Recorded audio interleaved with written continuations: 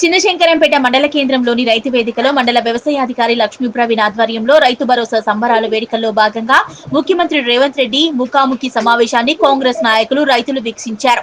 ఈ సందర్భంగా మండల వ్యవసాయ అధికారి లక్ష్మీ ప్రవీణ్ మాట్లాడుతూ చిన్నశంకరంపేట మండలంలో 16,877 మంది రైతులకు గాను 12,13,66,624 రూపాయలు రైతుల భరోసాకు రావాల్సి ఉండగా ఇప్పటి వరకు 15,253 మంది రైతులకు 11,46,01,313 రూపాయలు రైతుల ఖాతాలో జమ చేయడం జరిగిందని, మిగతా రూపాయలు కూడా ఈ నెల చివరి వరకు పూర్తిగా రైతుల ఖాతాలో జమ చేయడం జరుగుతుందన్నారు.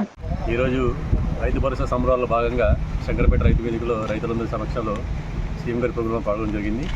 మన మండలంలో దాదాపుగా 16,870 రైతులకు గాను 12,13,00,000 రూపాయలకి ఈ రోజు వరకు మనకు దాదాపుగా 11,46,00,000 వరకు జమ జరిగింది. రైతుల సంఖ్య 15,253 రైతులు.